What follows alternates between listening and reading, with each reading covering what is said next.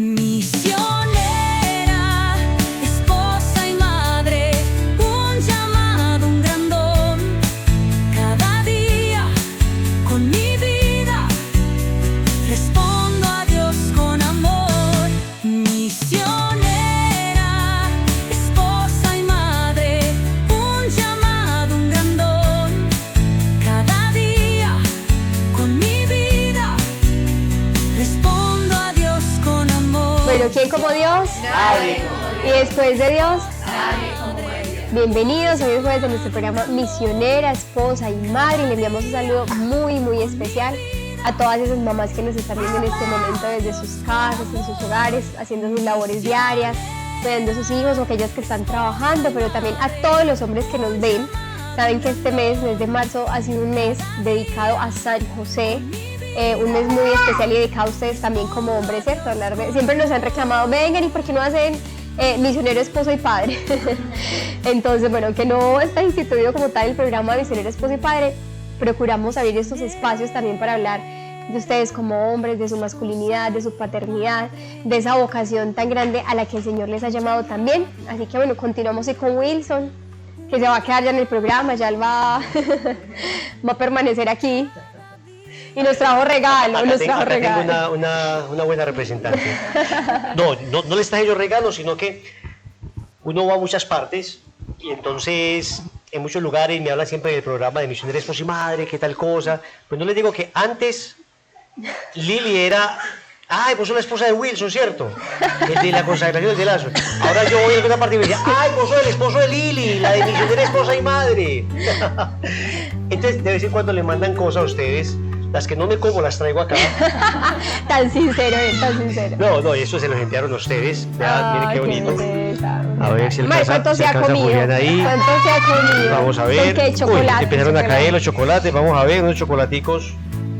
Acá están, miren, los chocolaticos.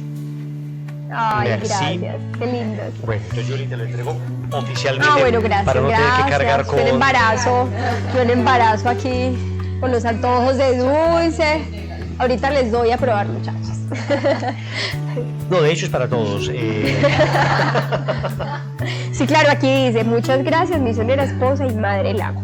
Amén. Qué lindo. Muchas gracias por este detalle tan lindo. Este regalo sí nos llegó. Y todos nos van llegando. Muchas gracias por ese cariño. Uno ve que en general hay mucho cariño por el programa, ¿cierto? Que siempre lo hemos dicho, mujeres de tantos lugares que nos dicen, ustedes son mis amigas, ustedes son mi compañía, ustedes son como mi localidad, donde no lo hay. Es muy lindo, por eso nos anima muchísimo a seguir adelante con este programa, poder llegar y acompañar a aquellas que aún estén lejos, donde no está lazos, donde no hay de pronto una comunidad, alentar esa vocación de esas mamás, esa espiritualidad. Esa es una de nuestras grandes motivaciones, ¿cierto? Como misioneras llevo su luz, anuncio el reino sirviendo a la cruz. Como esposa llamada a amar, en Cristo fundamos nuestro hogar. Como madre enseño a crecer,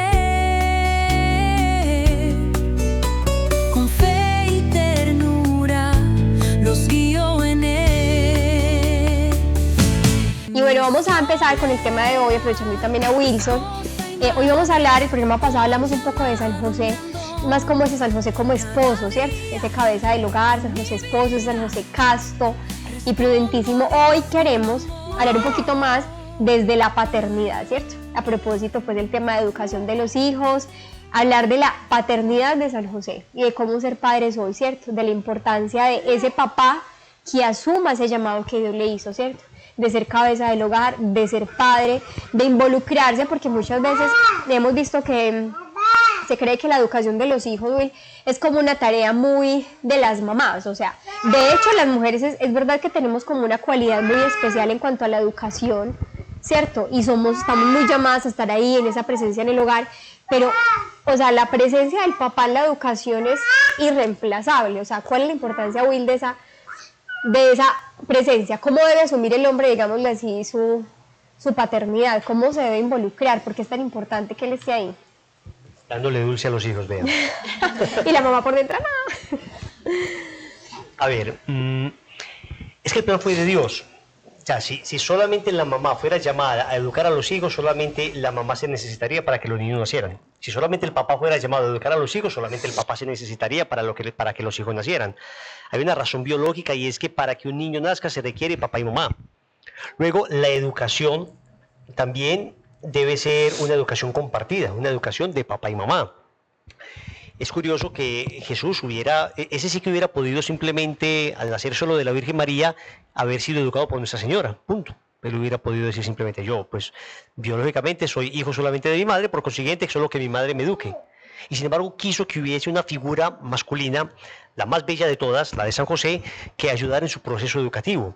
Por consiguiente, la figura del hombre y de la mujer es absolutamente indispensable y complementaria en la educación de los hijos. Uno se da cuenta, por ejemplo, uno tiene unas intuiciones naturales sin haber estudiado muchas cosas, pero la humanidad con la sabiduría de siglos de experiencia sabe, por ejemplo, que la mamá educa mucho más en el cariño, en los sentimientos, en la afectividad, mientras que el papá educa mucho más en el valor, en el carácter, en el fortalecimiento de la voluntad. Así ha sido durante siglos, Y luego eso no es solamente una cuestión cultural, repito, eso es una cuestión que pertenece como a la naturaleza misma del hombre. Miren que nos pasa mucho a Lili y a mí, uno como hombre es más tranquilo, se montó el niño al árbol y uno dice, bueno, acá a lo mucho se quiebra una mano y una costilla, ¿cierto? Sí, a lo mucho si se cae.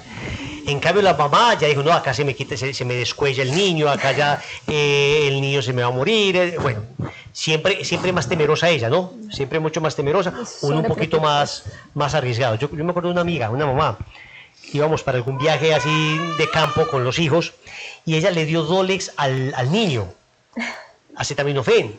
Y yo le dije, ¿está enfermito? Y dijo, no, por si se enferma. Literal, que por si se enferma. Entonces, ahí está pintada la mamá, ¿no? Ahí está pintada la mamá. Uno como hombre el niño, monte bicicleta, mi amor, se cayó, hágale, levántese, recoja ese diente y péguese otra vez, mi amor. Y en cambio la mamá siempre es mucho más temerosa. Entonces yo creo que en ese orden de ideas se necesita que haya esa complementariedad en la educación de los hijos por parte de papá y mamá. Y de hecho, una de las más grandes crisis que tenemos ahora es que los niños están creciendo sin esa complementariedad. ¿No? Sin papá inicialmente durante muchos años y ahora incluso sin mamá. Ahora es que están creciendo criados por la televisión, criados por... Bueno, hay abuelas muy santas que gracias a Dios logran suplir como pueden lo que no hacen papá y mamá. Y hacen unos verdaderos milagros. Porque luego, si no fuera como que Dios tenía el plan C, que es la abuela, y funciona, gracias a Dios. Ha funcionado, gracias a Dios, pero es que cada día son menos las abuelas, porque es que cada día son menos los hijos, cada día va a ser más difícil. O sea, entonces, sí creo que San José hoy nos habla de esa necesidad de ser, de alguna manera, activos en la educación de nuestros hijos. Y el hombre, yo creo que hay una cosa muy particular en el hombre, y es cuando hablamos del tema, pues yo creo que nosotros la experimentamos todo el tiempo en el día a día, y es el tema de un ministerio, digámoslo así, especial que recibe el hombre, y es el tema de la autoridad. De hecho, lo hablábamos en el programa anterior al ser esposo, pero en la paternidad uno sí que lo ve, el ministerio de la autoridad, porque es un ministerio de servicio, es un servicio que se presta a la familia. O sea, ser un papá presente, que uno a veces como mamá tiene que repetir, Juanito, hace tal cosa, Juanito, que no se quiere mirar, y lo tiene que decir, pero el papá habla, medio engrosa un poquito la voz y se acabó. O sea, el niño lo hizo automáticamente, punto, se paralizó. Pues es una cosa tan natural, me parece tan bonita que uno ve. Entonces, ¿cómo hoy? Porque creo que hoy en la crisis de la educación en la base, una de las grandes crisis es muchas veces la falta precisamente como de ese orden, como de saber, no sé, poner como de una manera armoniosa ese equilibrio entre lo que es el amor en la casa, que la mamá, tú le decías muy bien, aportamos mucho de eso, pero a veces podemos ser alcahuetas o irnos al otro lado, ser sobreprotectoras, pero y cómo equilibrarlo con ese tema de la autoridad, que en gran parte siento que la pone el papá, que incluso cuando uno como mamá pone orden, va muy respaldada, siente uno el respaldo del esposo que hace respetar eso, que ambos, digamos, hemos llegado como a un acuerdo, ¿cierto?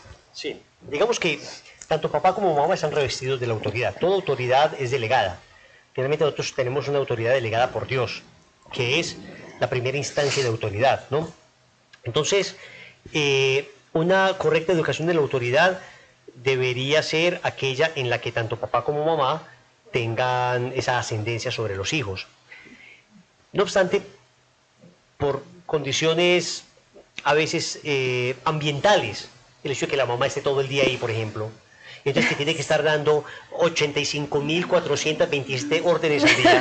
Literal. Hay un cierto desgaste en el uso de la palabra. Ya ni le gusta. Entonces el niño naturalmente va filtrando, ¿no? A las 6 que llega el papá, Sí. ya quieren otra voz. Exactamente, pero el hombre uno llega de trabajar, llega más tarde, entonces llega uno ya todo recargadito, uno todavía no ha engrosado la voz, las 4 o 5 veces que la deja engrosar al día, y dice, Pablo, ya, no, eso ayuda a la masculinidad. Claro, entonces llega uno y de alguna manera, claro, rompe un poco ese desgaste natural que hay de la relación entre papá y entre mamá e hijo, ¿no? Entonces hay una condición ahí natural también del hecho mismo, claro, de la voz, el hecho mismo de la supremacía que manifiesta el hombre en su comportamiento, eso genera una cierta reverencia, ¿no? Bien utilizado, una cierta reverencia, mal utilizado, un terror absoluto. Sí. Pero se debe educar de tal manera que ambos estén revestidos de esa autoridad.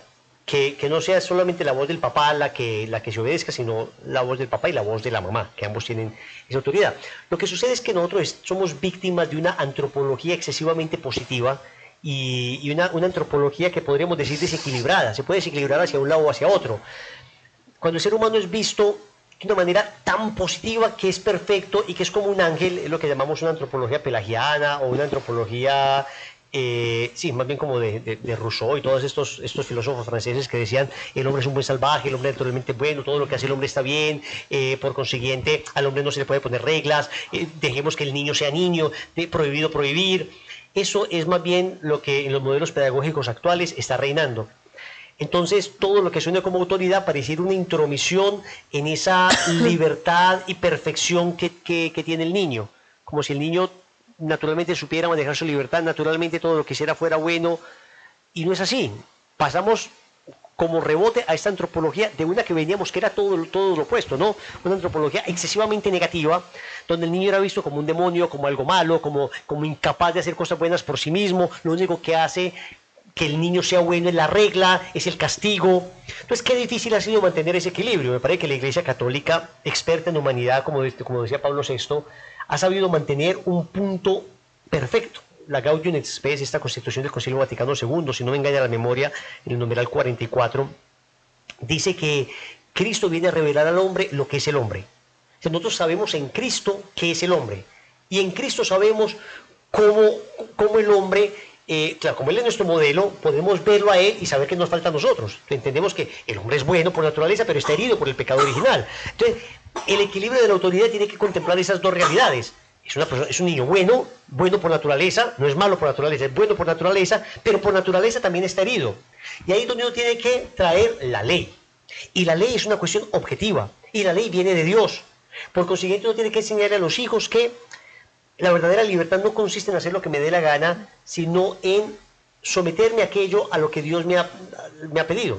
El sometimiento amoroso a la voluntad de Dios es el verdadero uso de la libertad, porque al hacer eso voy a ser realmente libre. A ver, el que dice, yo soy libre y consumo droga, a ver qué tan libre eres para dejar de consumirla. A ver, muéstrame cómo eres capaz en tu libertad de dejar de consumirla hoy mismo. No soy capaz. ¿Te das cuenta? Eso que tú llamaste libertad fue en realidad esclavitud. En cambio, cuando vives lo que Dios te manda, vives la virtud. Y la virtud sí que te libera. La humildad, la pureza, la prudencia, la sinceridad. Nadie es esclavo de esto. O sea, yo no conozco a alguien que diga, yo soy esclavo de la pureza. Es que he intentado ser impuro y no me sale. No, hombre, pues a ver. Eres tan libre que en cualquier momento... Yo soy esclavo de la sinceridad. Ve, intento decir mentiras. No. Toda virtud libera. Todo vicio esclaviza. Por eso es importante la autoridad desde temprana edad, que los niños vayan entendiendo que hay unos límites, que los niños vayan entendiendo que no todo está permitido. Obviamente ahora hay unas ciertas pedagogías que, bueno, entendidas bien podrían favorecer, por ejemplo, de la crianza respetuosa y todo esto. Bueno, a ver, que siempre mejor una educación propositiva, que siempre mejor una educación en los mejores momentos para los niños, que no siempre tiene que ser correctivo. Es que eso ya lo decía Don Bosco en la educación, en el modelo educativo preventivo. Pero ahora, como hay una antropología equivocada, entonces lo que dicen es educación respetuosa significa que no le puedes decir nada a tu niño, que si el niño de repente se va a sentir un poquitín mal, entonces el niño ya estás violentándole, eso es un abuso, o como dijo acá una senadora de la República, madre mía, que obligar a los niños a estudiar era violentar a los niños. Dígame usted. Es impresionante. Violentar a los Extremos. niños. O sea, gracias a Dios, la sociedad todavía tiene algo de sentido común y devoraron pues a esa senadora. Y le dijeron, pero usted cómo le ocurre, señora. Pero precisamente es el desconocimiento de lo que nosotros sabemos hace 2000 años. Que el hombre estaba herido por el pecado original. Y que por estar herido por el pecado original, hay cosas que naturalmente van a nacer en el niño de manera bondadosa, amorosa, y otras que no, otras que va a costarle mucha dificultad. Hacer el bien no siempre será fácil. Ni siempre bien y bienestar van a coincidir. A veces bien y bienestar van a coincidir. Voy, ayudo a un pobre, me siento muy bien. Bienestar, me siento muy bien. Chévere. Pero otras veces bien y bienestar no coinciden. Como mal y malestar tampoco siempre coinciden. A veces bien y malestar coinciden. Yo hago el bien y me genera malestar. Sí, me toca violentarme. O a veces mal y bienestar coinciden. Hago el mal, peco y me siento bien. Entonces hay que enseñarle a los niños la diferencia entre bien y bienestar, mal y malestar, ¿no? No todo lo que me genera bienestar es bueno y no todo lo que me genera malestar es malo. ¿Cuál es la regla? ¿Cuál es la voluntad de Dios? Y sobre esa voluntad es que se emite un criterio de autoridad. Y qué importante, bueno, todo esto es la autoridad, pero como vos decías, autoridad con amor, ¿cierto? Como no perder, como ese, o sea, no confundirlo, que el hecho de tener autoridad es de pronto pasar por encima del niño o no, ¿cierto? Como que, a ver, uno ahora escucha de pronto gente adulta que sus papás, o bueno, hasta ahora no sé, de esos hombres que por creerse como más hombres no, o sea, ¿cuál es ese punto como entre autoridad y amor para los niños, para los hijos?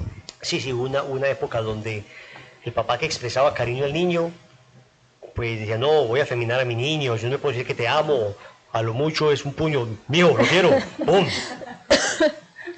Entonces, eso sí, es que miren que venimos de un extremo a otro, es el desequilibrio al que nos sometió el pecado original.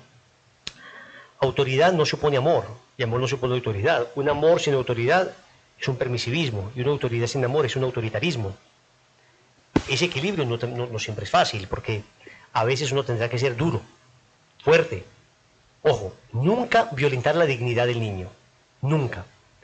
Papa Francisco decía, a veces un par de nalgadas a los niños está bien, sin dañar su dignidad, decía. Entonces, el límite siempre es la dignidad que tiene el niño. Nunca humillarlo, nunca hacer cosas que vayan contra su dignidad, ¿no? Pero eso es como llevar una cometa. En ocasiones hay que soltar un poquito la cuerda, en ocasiones hay que recoger la cuerda, porque a veces hay momentos donde el niño necesita que el papá y la mamá estén particularmente fuertecitos y lo obtengan. Otras veces donde van caminando mucho, entonces uno siente que ya los está estrechando bastante. No existe un modelo único. Es que el que diga, hombre, le cogí el tiro, Lili y yo nos reímos mucho de eso, ¿no? Cada que decimos, hombre, le agarramos el tiro, ya. Ay, hombre, esa es la mejor manera para ser humillado brutalmente por nuestros hijos a los 5 minutos, ¿no? ¿Te acuerdas de la CCA, no? Ah, no. Ay, entonces, qué risa la CCA. La CCA, eso es para morirse, porque era un principio de autoridad de orden. Que nos inventamos una cosa en la casa, creamos lo que llamamos la CCA. Yo les voy a explicar. CCA es las iniciales de Cueva de las Cosas Abandonadas. ¿Qué es la Cueva de las Cosas Abandonadas? Era simplemente una bolsa negra de basura. Entonces le decíamos a los niños, vamos a organizar. En 5 minutos viene la CCA a comerse todo lo que ustedes dejaron por ahí. Pero ya, claro, la CCA era lo que dejaban por ahí mal puesto, agarrábamos la bolsa negra, metíamos en la bolsa negra las cosas y guardábamos esos 8 días. El juguete que fuera, lo que fuera. Ah, no, si vieran esos niños las primeras semanitas, no, impecables, corrían, todo en su puesto, veían que por ahí, ay, la CCA, viene la CCA. Bueno, nosotros dijimos, le agarramos el tiro a esto. El tema del orden ya no será un problema para nosotros, bendito sea mi Dios. Eso 1 semana, 2 semanas, a la 3.ª semana, ya un poquito resistentes, como a la 4.ª semana, ya niños, viene la CCA. Todos los niños decían, ah, bueno, Esto se lo come la CCA, esto sí lo voy a guardar. Ay, espera, la CCA tiene hambre la CCA. Y tiraba más cosas para que la CCA... No. Entonces recordamos esta anécdota con mucho cariño porque fue histórica, ¿no? Y así es el tema de la educación. Es muy difícil pretender tener un método que te funcione siempre, que funcione en cada circunstancia. El método es el amor. Es cuando uno ama y uno tiene los principios claros, entonces tanto criterio como carácter el Señor le va mostrando a uno, y luego uno se va dando cuenta que también la experiencia va ayudando. Hay errores que uno comete con los primeros hijos, o angustias excesivas. Yo me acuerdo que los primeros hijos uno se angustiaba mucho porque tenía ciertos comportamientos, pero después uno ya con el quinto dice, eso no es más normal. Pero el primero se le exige más, ¿no? Yo no sé si a ustedes les pasó. En general, sí. Y mira, Wilson, que con lo que hablas uno se da cuenta que hay que confiar en la asistencia de Dios en la educación. Y ahí es donde la autoridad es una autoridad desde Dios y no un autoritarismo que es dañino, y donde ya hablabas tú de que ya estamos atentando es con la dignidad de los niños. Entonces yo digo que como padres lo primero es confiar también en esa asistencia, que yo creo que eso fue lo que hizo San José, y desde el modelo de San José yo digo que es primordial verlo a él como modelo, porque yo creo que ¿quién tuvo que haber confiado más en esa asistencia del Padre para poder educar a Jesús, pues para poder cumplir con esa misión que Dios le encomendaba? Entonces como padres, no sé si nos hablas un poco de cómo escuchar más a Dios, cómo sentir esa asistencia de Dios.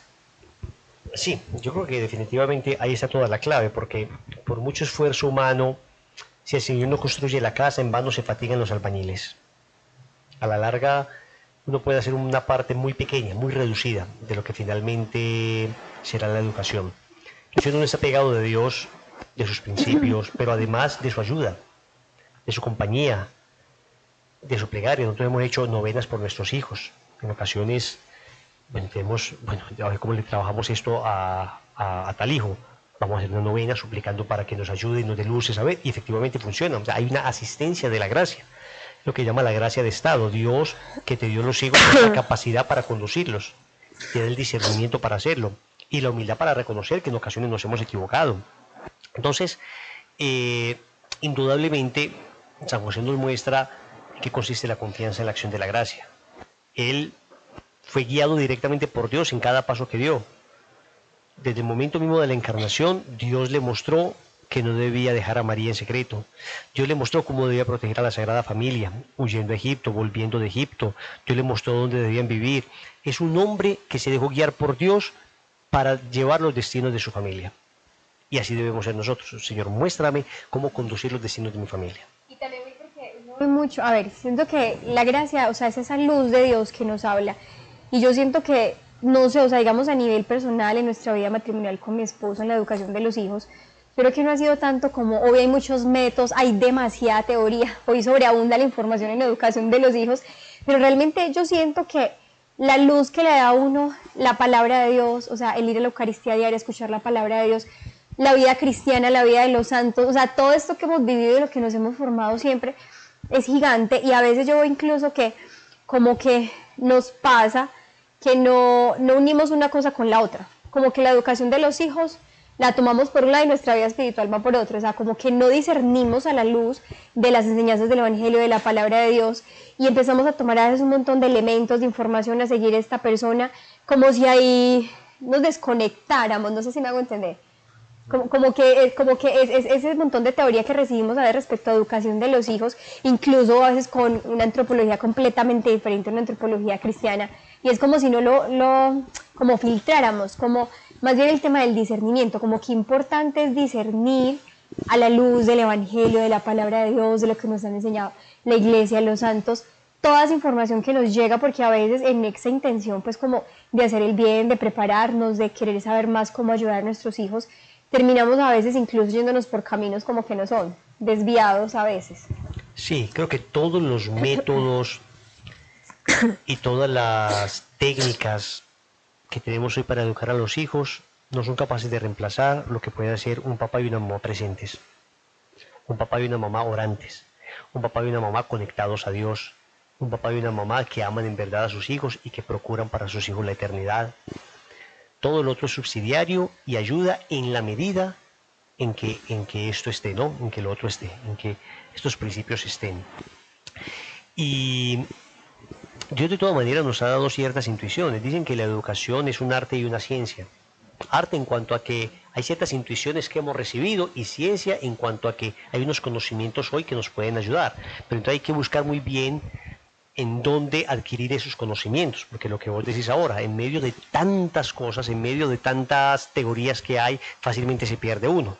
Pero uno debe tener unas bases muy sólidas para ver esta teoría, la contrasto con mi fe, la contrasto con los principios cristianos y qué tan compatible o no compatible es. Y en virtud de eso uno va tomando decisiones. Y luego, lo que le sirve a un hijo vemos que no le sirve tanto a otro. Hay unos principios generales que sí, pero uno se da cuenta que lo que con un hijo nos funcionó, con otro no. Por eso uno tiene que estar despegado de la gracia y tiene uno que, para evitar esa desintegración entre vida espiritual y educación, uno tiene que entender el proceso educativo de los hijos como la más importante misión que tenemos los padres. Eso hace parte de nuestro primer apostolado. ¿De qué nos serviría toda la vida espiritual si no hemos entendido que nuestro apostolado principal es llevar a nuestros hijos al cielo? A ver, me presento al cielo, te digo, Señor, mira toda la gente que llevé a retiro. Y Dios me va a preguntar, ¿y dónde están tus hijos? Lo primero que me va a preguntar. Sabiendo incluso que, aún con la mejor educación, los hijos son libres de tomar sus propias decisiones. Nosotros podemos hacer algo, no todo. Podemos llevarles hasta el umbral, hasta la puerta, donde ellos tienen que decidir si entran o no. La fe no se hereda. A ver, se transmite con la leche materna, sí, pero no se hereda propiamente en el sentido de que todo lo heredado se recibe de manera automática. En cambio, la fe exige un acto de la voluntad de nuestros hijos. Entonces tenemos que presentar a nuestros hijos lo que más podamos, las mejores condiciones para que ellos den el paso. Pero nosotros se lo decimos frecuentemente a nuestros hijos. Nosotros tratamos al máximo de mostrarles las bondades, pero son ustedes al final los que tienen que tomar la decisión, mis amores. Que se transmite con la leche materna. La fe se transmite. Ese dato. La fe se transmite con la leche materna, decía. Es una manera de decir que de todas maneras nosotros sí recibimos desde niños enorme influencia de fe, pero al final siempre hay que darle el espacio para tomar una decisión. Sí, claro. La conversión y el encuentro personal de nuestros hijos con Indudablemente. Will, ahora hablan de lo de la autoridad. Qué importante, o sea, qué consejo les puedes dar a los padres, bueno, y como matrimonios, también de esa autoridad que ejerce cada uno, tú lo explicabas muy bien, pero que esté tan unida, o sea, esa unidad que debe haber en los esposos para esa educación, porque pueden haber, cierto, conflictos, pueden haber dificultades inclusive para esa misma formación, para esa misma educación. Entonces, ¿qué consejo les das como a esos padres para que haya esa unidad? Yo creería que lo primero es trabajar en la pareja, ¿no? O sea, lo primero es, venga, a ver, pongámonos de acuerdo en lo esencial. En lo esencial. Unidad en lo esencial, libertad en lo trivial y caridad en general. O sea, lo esencial, nuestros principios de educación deben ser los mismos para no generar en los niños esa disyuntiva entre mi papá me dice una cosa, mi mamá me dice otra. Yo sé que eso se lo puedo pedir a mi papá y esto no se lo puedo pedir. Ese tipo de cosas son tremendamente dañinas en la educación de los hijos. Porque vamos a acostumbrar a los niños a que las cosas, a que no hay unos principios morales, sino que simplemente hay opiniones. Ah, esta es la opinión de mi papá y esta es la opinión de mi mamá. Vuelve como conveniente. Sí, lo vuelve conveniente, relativos, relativistas. Claro que hay cosas opinables. El verde o el rojo, el fútbol o el básquetbol, piscina o montaña, son cuestiones opinables. Pero aborto o vida, eso no es opinable. Estamos hablando de que existen unos principios que no son opinables, existen realidades no opinables, realidades que no dependen del sujeto, o sea que no son subjetivas, sino que objetivamente hablando son como son. Entonces, cuando el niño es educado en una familia donde los principios de autoridad van por dos lados distintos, por dos lados, digamos que el papá por una parte y la mamá por otra parte, ojo, me refiero a los principios, que luego en las maneras sí puede haber diferencia. Ciertamente, a veces, casi siempre uno es más blando que otro. Casi siempre uno es más exigente que otro, pero eso son formas. Lo importante es que la esencia, los principios sean idénticos. Y a uno le pasa muchas veces que como uno llega a la casa y uno después del trabajo no tiene el panorama completo, o llega uno a regañar, a veces también llega uno con autoridad a regañar, a uno que se ha portado como un ángel durante todo el día, pero justo en ese momento se descachó, ¿cierto? Y uno está haciéndole señas. O, Yo detrás de ti. sí, o al revés, llega uno a felicitar, o a decir, mi amor, no seas tan dura con el niño o con la niña, sabiendo que todo el día ha sido un desastre y todo el día... Claro, entonces llega uno como el papá rescatador que viene a ayudar a mi pobre niño de la fiera llamada mamá. Bueno, no, entonces ya uno va aprendiendo, la experiencia le va ayudando a uno a decir, no sé, ¿qué dijo tu mamá? O mi amor, ven, ¿y cómo va esto? ¿Cómo ha estado el niño hoy? Antes de regañar, de consultar. E incluso cuando uno comete el error, yo miro a mi esposa y yo entiendo, la embarré. Pero es bonito porque Lili no me desautoriza tampoco, ni yo la desautorizo. Sino que, pero a veces no hay que esperar a la noche, a veces hay que ejecutarlo en el momento. Entonces mi esposa viene y me dice, no, mi amor, lo que pasó. Bueno, hijo, perdóname. Te pido perdón porque creí esto. Ya la mamá me explicó y no pasa nada. Eso me parece que enriquece el modelo de autoridad antes que empobrecerlo. Darse cuenta que el único perfecto es Dios, que los niños se den cuenta que nosotros lo que estamos tratando es de acertar, pero que la ley va más allá de nosotros, que no es una cosa que nos inventamos nosotros, sino que estamos bebiendo de una fuente que sí es perfecta, que es la fuente divina.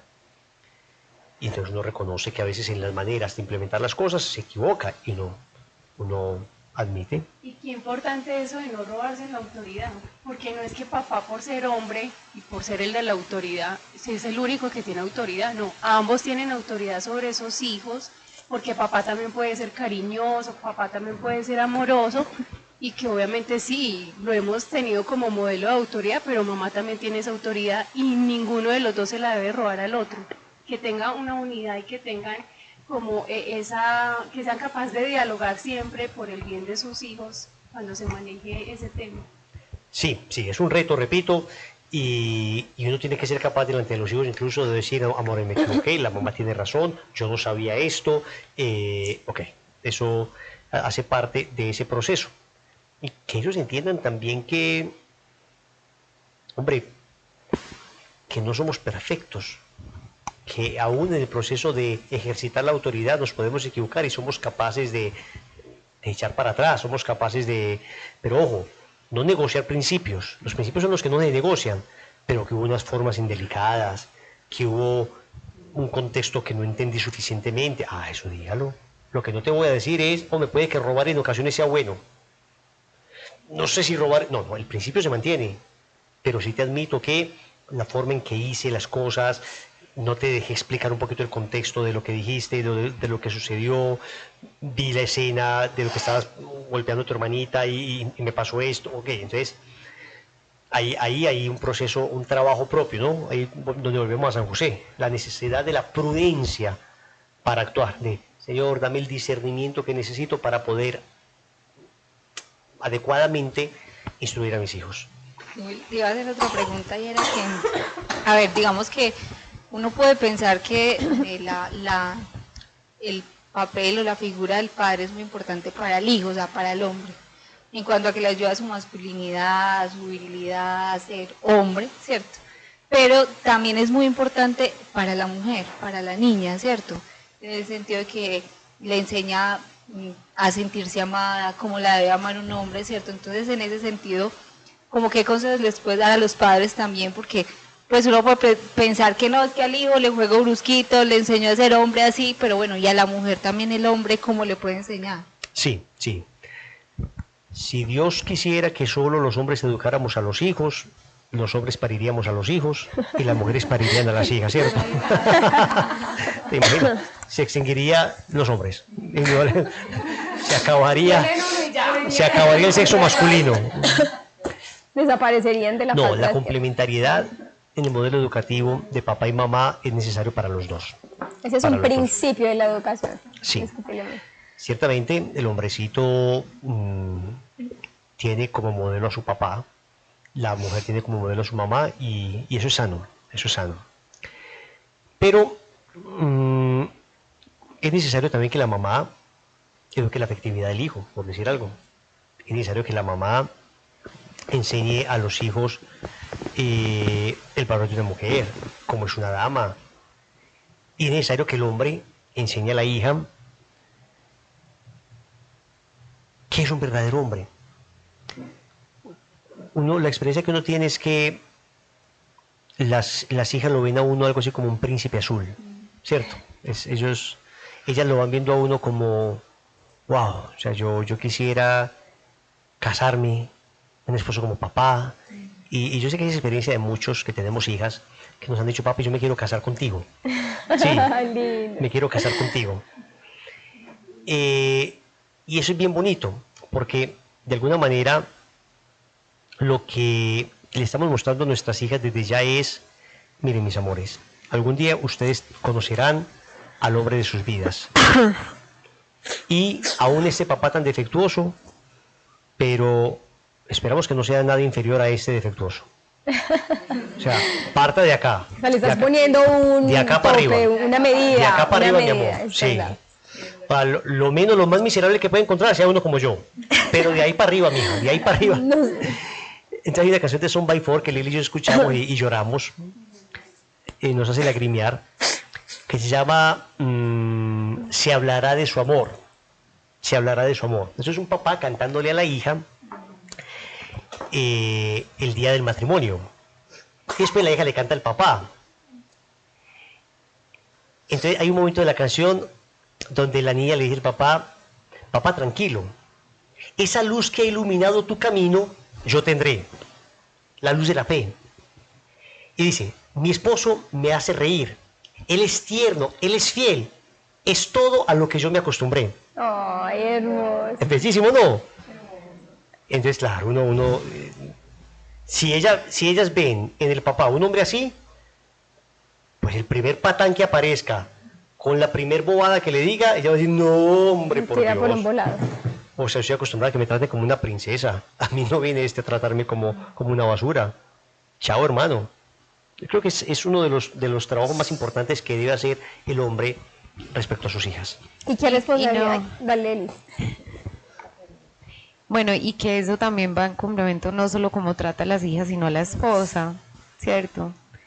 Como trata a la esposa, ellos ven también, y ahí también estamos nosotras como mujeres y como mamás, pues qué rostro queremos que nuestras hijas vean, ¿cierto? Si nos estamos quejando, ay, es que a su papá no sé qué, ay, es que desorden, ay, es que como presentarle lo malo, es también desfigurar como esa figura que tiene ella del papá. Yo escuchaba una frase súper linda, justo con lo que decía Wilson, de un profesor de teología del cuerpo, donde decía, desde la primera clase de educación sexual que se le da a los niños es el beso que le da papá a mamá cuando se despide por las mañanas.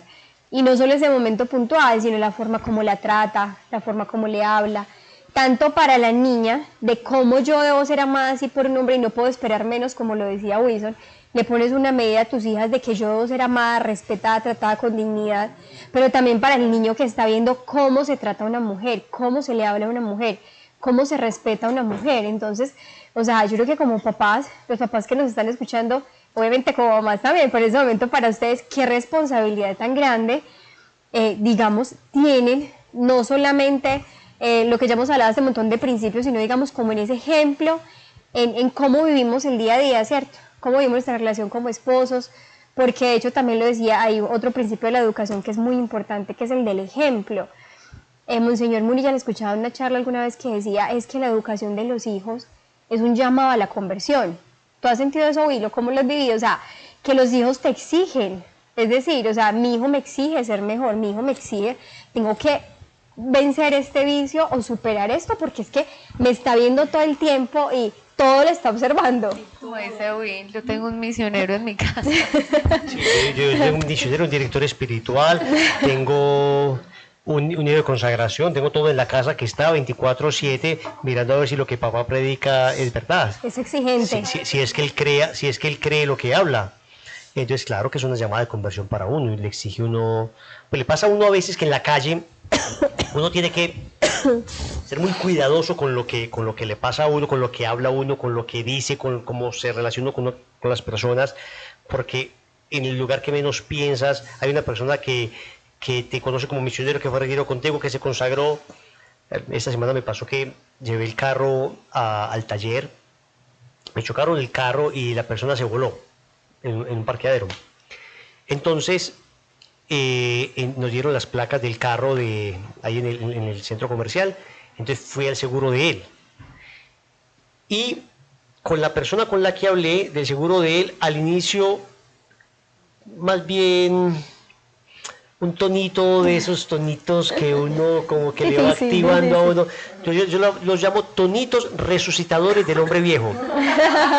Un tonito resucitador del hombre viejo. Pero gracias a Dios estuve tranquilo. Pues además porque sabía que no había manera de eludir la responsabilidad. Teníamos todo, tenemos la grabación, tenemos todo. Entonces ahí no hay nada. Simplemente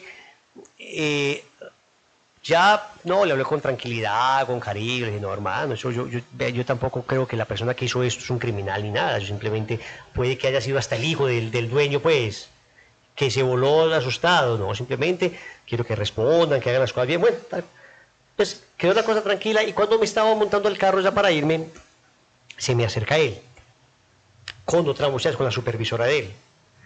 Entonces me dijo, lo que pasa es que mi supervisora se consagró con vos y te vio acá y entonces me dijo que de pronto me podías ayudar en algo. Entonces ya me contó una cosa pues de su vida y entonces ahí terminamos pues, yo llorando por el carro y él llorando por su vida. Entonces yo decía, Dios mío, si me hubiera emberracado ahí, es un alma a la que no se hubiera podido acceder. Y si esto es una persona desconocida, piensa tú tus hijos. ¿Cómo están todo el día ellos viéndote?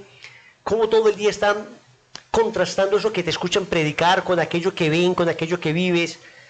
Este es, de alguna manera, a ver, Don Bosco decía, Dios te ve, le escribía en los baños a los niños, Dios te ve, para recordarles que Dios es omnisciente, omnipresente, omniperfecto. Pues ese Dios te ve, yo lo siento muy real a través de los ojos de mis hijos. 10 ojitos hay. Eso. Todo el tiempo. 10. ¿Cuántos tienes? Todo el tiempo ahí mirando. 10 y vea. Y 12. Y esos ojos que son más los de la esposa, que son de largo alcance. Que esos valen como por 8. Ay, no. Bueno, Will, muchísimas gracias por todos esos consejos, esas enseñanzas. Yo sé que con seguridad ha sido de gran provecho no solo para los hombres que ven este programa, sino para todas nosotras, ¿cierto? Para todas nosotras súper enriquecedor. Creo que hoy hemos hablado así como a grandes rasgos, por así decirlo, de unos principios muy, pero muy importantes en la educación de nuestros hijos y también de la importancia de que como papás y ustedes como padres, como hombres, asuman esa misión que Dios les ha confiado, que realmente la tarea de educar los hijos es de los dos. No, yo sí quisiera una última, antes, porque hay una pregunta muy común que nos hacen. Hay muchas mamás solteras que nos ven, entonces siempre nos dicen, y yo que no tengo, yo no quiero dejar ese huequito ahí porque sé que es la ñapa del programa. Yo que no tengo un esposo al lado, ¿qué puedo hacer? O sea, ¿cómo logro yo llenar, digámoslo así, ese vacío? ¿Cómo logro yo suplir, entre comillas, si es que puedo suplir esto en la educación de mis hijos? A ver, Dios tiene plan A, pero tiene plan B, C, D, E, F, G, H, I, J, K, L, M, N. A ver, o sea, no se preocupen. Y Z, y A, Z, A, B, A, C. O sea, a ver, que Dios nos presenta el plan como debe ser, pero sabe que no siempre las cosas se dan como deberían ser y ni siquiera siempre es culpa de uno. Hay circunstancias, hay cosas difíciles, pero es donde viene esa frase de Santo Tomás de Aquino, que la gracia no sustituye la naturaleza, pero sí que la perfecciona. Ahí es donde la gracia viene a suplir lo que la naturaleza no alcanza. Entonces, si decíamos ahora que en muchos casos la abuela ha logrado suplir lo que papá y mamá no han logrado hacer, y conocemos gente que fue educada por su abuela y gente excepcional. Entonces, también es cierto que en ocasiones una mamá soltera o un papá soltero con la custodia del hijo también sucede. Puede, obviamente, a través de un esfuerzo mayor, pero puede perfectamente educar unos hijos sanos, equilibrados.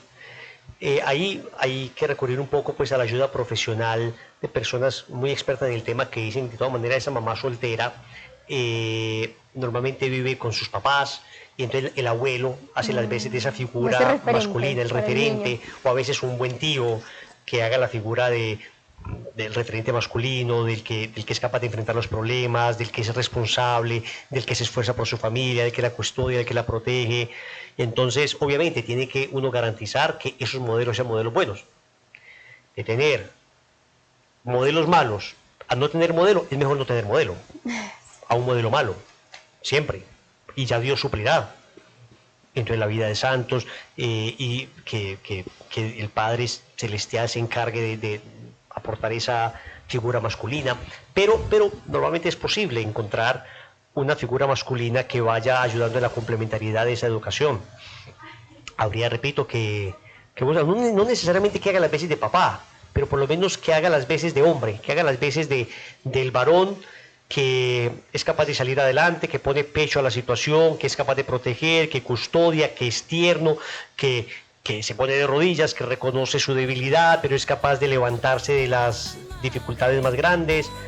Es importante que haya un intento de este modelo. Excelente, gracias Will. Ahora sí, gracias, se nos acabó el tiempo. Nos vemos en el próximo programa con la ayuda de Dios, donde vamos ya cerrando este mes de San José. Dios los bendiga y la Virgen nos acompañe.